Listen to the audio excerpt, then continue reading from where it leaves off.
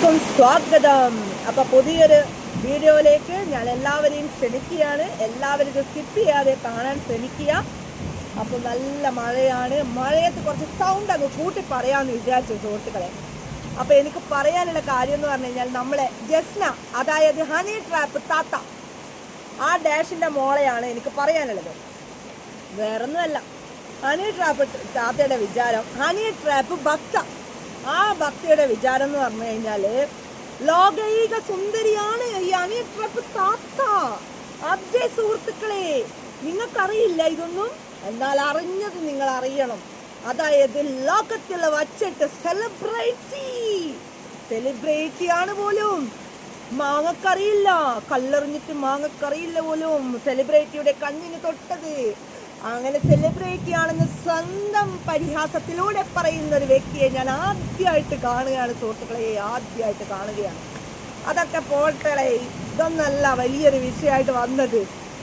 അതായത് ഞാൻ ചോദിക്കുന്ന ചോദ്യങ്ങൾക്കൊന്നുമല്ല നമ്മളെ ഹണി ട്രാപ്പ് ഭക്ത ഉത്തരം പറയാം. ഭക്തക്ക് പോലും നാണക്കേടാണ്. അതുകൊണ്ട് ഹണി ട്രാപ്പ് കാരി ജസ്ന ബസ്സലി, അതാണ് കണ്ണന്റെ രാധ എന്നൊക്കെ പറയുന്നത് നമുക്ക് നാണക്കേടാന്ന്. അതായത് എന്തുകൊണ്ടാന്ന് നിങ്ങൾക്ക് എല്ലാവർക്കും അറിയാലോ. കുറെ ഹിന്ദുക്കളെ മൂഞ്ചിച്ചുള്ള ജീവിതമാണ് ഇവളത്. അത് നിങ്ങൾക്ക് എല്ലാവർക്കും അറിയുന്നൊരു കാര്യമാണല്ലോ അല്ലേ. ഹിന്ദുക്കൾക്ക് ഇപ്പം മനസ്സിലായി തുടങ്ങിയത് കൊണ്ട് ഇവൾക്ക് നമ്മളോട് ഭയങ്കര വ്യക്തി വിരോധം. നമ്മളാ ഈ കഥകൾ പുറത്തു കൊണ്ടുവന്നത്, ഇവളുടെ 18 പീഡന കഥകൾ. അതായത് ഓരോ ആണുങ്ങളെയും വലയിൽ വീശിയിട്ട് പൈസ വാങ്ങുന്ന കാര്യങ്ങൾ ഞങ്ങളാണ് പച്ചക്ക് ഇവിടെ പറഞ്ഞത്. ഇതിനൊന്നല്ല ഇവള് മറുപടി പറയുന്നത്. ഇവള് വേറെ കുടുംബത്തിലിരിക്കുന്ന ആൾക്കാരെ പറ്റിയിട്ടാണ് ഇവള് മറുപടി പറയുന്നത്. എൻ്റെ ഭർത്താവിനെ പറ്റിയിട്ടും, അതായത് എൻ്റെ മക്കളെ പറ്റിയിട്ടും, എൻ്റെ ആദ്യത്തെ അവനെ പറ്റിയിട്ടും. എടി, ഞാൻ അതല്ലടി നിന്നോട് ചോദിക്കുന്നത്. നിനക്ക് ധൈര്യമുണ്ടോ സലീമിനെ വെച്ചിട്ട് ലൈവ് ചെയ്യാൻ? നിനക്ക് ധൈര്യമുണ്ടോ? എവിടെ ഇല്ല. സലീം വാറണ്ട് പ്രതിയാണ്. അതുകൊണ്ട് അവൻ ഒരിക്കലും നിങ്ങളുടെ മുന്നിൽ ലൈവിൽ വരുന്നു നിങ്ങൾ പ്രതീക്ഷിക്കണ്ട സുഹൃത്തുക്കളെ. നല്ല ഇടിപൊട്ടുന്നുണ്ട്. അപ്പം മറ്റൊരു കാര്യം എന്ന് പറഞ്ഞു കഴിഞ്ഞാല് സലീം എവിടെയാണ് അറിയില്ല. സലീമിന്റെ ബർത്ത്ഡേ ആഘോഷിച്ചിട്ടുണ്ട്, ഹാപ്പി ബർത്ത്ഡേ എന്ന് പറഞ്ഞിട്ട് ആഘോഷിച്ചിട്ടുണ്ട്. എങ്ങനെ? യൂട്യൂബില്. കാമുകന്റെ പിറന്നാള്, കേക്ക് മുറി ആഘോഷം, ഇതൊക്കെ വീട്ടിൽ നിന്ന് നടത്തുന്നത്. പാവം സലീം, എന്തുവാടോ ഇതൊക്കെ? എന്തുവാ? ഞാനൊക്കെ ലൈവ് ചെയ്യുന്നുണ്ട്. ഞാൻ എൻ്റെ രണ്ടാമത്തെ കെട്ടിയോളാണെങ്കിൽ ഞാൻ ധൈര്യത്തിൽ ഞാൻ എൻ്റെ ഫോട്ടോ അടക്കം വെച്ചിട്ട് ലൈവ് ചെയ്യുന്നുണ്ടടി.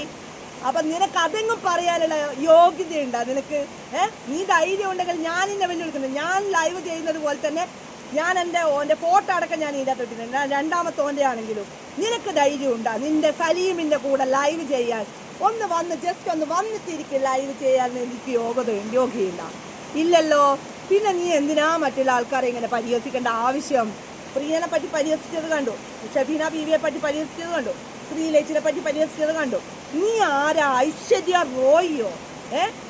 കവിളിങ്ങനെ വെച്ചിട്ടുള്ള ആരാടി നിന്നെ പറ്റി നല്ലത് പറയുന്നത്? ഇപ്പം ഞാൻ സകല ആൾക്കാരോടും ചോദിച്ചു. ഞാൻ വെറുതെ ജസ്റ്റ് നിന്നെ പറ്റിയുള്ള ഒരു അഭിപ്രായം മാത്രമേ ചോദിച്ചിട്ടുള്ളൂ. അഭിപ്രായ വീഡിയോ വരുന്നുണ്ട്, നിന്റെ നാട്ടുകാരുടെ അഭിപ്രായ വീഡിയോ വരുന്നുണ്ട്. വെയിറ്റ് ചെയ്യ, നീ കുറച്ച് വെയിറ്റ് ചെയ്യാം. വേറൊന്നും കൊണ്ടല്ല. അതായത് നീ 2006 പീഡിപ്പിച്ച ഒരു വ്യക്തി ഉണ്ടല്ലോ, നിന്നെ പീഡിപ്പിച്ചില്ലെന്ന് പറഞ്ഞിട്ട് നീ കേസ് കൊടുത്ത ആ വ്യക്തി ഉണ്ടല്ലോ, അയാൾ എങ്ങനെയാ ജീവിക്കുന്നത് എന്നുള്ളത് നിനക്കറിയാവുക? ഇല്ലെങ്കിൽ നമുക്കറിയാം എങ്ങനെയാ ജീവിക്കുന്നത് എന്നുള്ള കാര്യം. നീ ഒന്ന് അയാളെ പറ്റി അന്വേഷിക്ക്. എവിടെയാണെന്ന് വെച്ച് കഴിഞ്ഞാൽ അയാളെ കുടുംബ ജീവിതം തൊലച്ചിട്ട് നീ ഈ വായിൽ വർത്താനുണ്ടല്ലോ, അത് നിന്നെ പിന്തുടരും. നീ പ്രാർത്ഥിക്കുന്നു, നീ എല്ലാ ദൈവങ്ങളെയും വിളിച്ച് പ്രാർത്ഥിച്ചു കഴിഞ്ഞാലും ആ പ്രാർത്ഥനയ്ക്ക് ഒരു ഫലം ഉണ്ടാവില്ല എന്ന് കാലം തെളിയിക്കും. അതിന് വേണ്ടിയിട്ട് ഞങ്ങൾ വെയിറ്റ് ചെയ്യാന്ന്. വേറൊന്നും കൊണ്ടല്ല മോളെ. കാരണം നീ 18 ആൾക്കാരുടെ പേരിൽ കേസ് കൊടുത്തതാണ് നിന്റെ പേരിൽ ഇപ്പം തിരിച്ചു വരുന്നത്. അത് നിനക്ക് മനസ്സിലായിട്ടില്ല. ഇപ്പം മെനഞ്ഞാന്ന് നീ ഒരു പോസ്റ്റ് ഇട്ടിട്ടുണ്ടായിരുന്നു, കൊച്ചു കുട്ടികളെ ഒരു ഫോട്ടോ വെച്ചിട്ട്. അതിന് ഞാനും കൊടുത്തിട്ടുണ്ട് ഒരു പരാതി.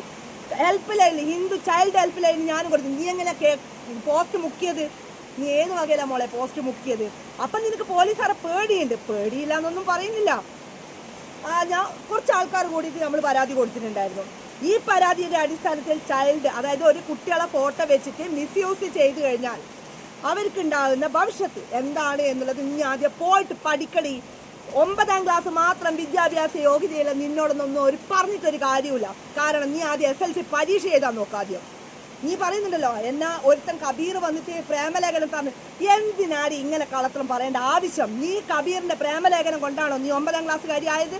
അല്ല, 2006 പീഡനം. നിന്റെ ഉപ്പാന്റെ പ്രായമുള്ള ഒരുത്തൻ നിന്നെ പീഡിപ്പിച്ചെന്ന് പറഞ്ഞിട്ട് അയാളെ കയ്യിൽ നിന്ന് നീ കോംപ്രമൈസ് ചെയ്ത് പൈസ വാങ്ങി അല്ലേ? കൊയിലാണ്ടി സഹോദരന്മാരുടെ കയ്യിൽ നീ എത്ര പൈസ വാങ്ങിയിട്ടുണ്ട്? എത്ര പൈസ വാങ്ങിയിട്ടുണ്ട്? ഇതിനൊക്കെ തെളിവുകളുണ്ട്. തെളിവില്ലാണ്ട് ഞാൻ ഒരു കാര്യം ഞാൻ പറയില്ല. മനസ്സിലായില്ല? ഞാൻ പറയുന്ന കാര്യങ്ങൾക്ക് നീ എന്താണ് മറുപടി തരുന്നത്? നീ കണ്ട ആരെൻ്റെ വീട്ടിലുള്ള കാര്യങ്ങളല്ലടി. നീ എന്നെ പറ്റി എന്ത് പറഞ്ഞു കഴിഞ്ഞാലും മനക്കിത ഇതിന് തുല്യം മാത്രമേ ഉള്ളൂ. പക്ഷെ കാര്യങ്ങൾ അവതരിപ്പിക്കാനുള്ള കഴിവ് നിനക്ക് വേണം. നിനക്ക് കാര്യങ്ങൾ അവതരിപ്പിക്കാനുള്ള കഴിവുണ്ട്. ആ കഴിവ് ഈ കഴിവല്ലത്. മനസ്സിലായിനാ? പിന്നെ മറ്റൊരു പ്രധാനപ്പെട്ട ഒരു കാര്യം എനിക്ക് പറയാനുള്ളത്, നീ എല്ലാ ആൾക്കാരെയും പരിഹസിക്കുന്നുണ്ട്. നീ ആരാ? വേൾഡ് സുന്ദരിയോ? ഭൂലോക സുന്ദരിയോ? എനിക്കതാ മനസ്സിലാവാത്തത്. ആൾക്കാരെ പരിഹസിക്കാൻ നിനക്ക് എന്ത് യോഗ്യതയുള്ളത്?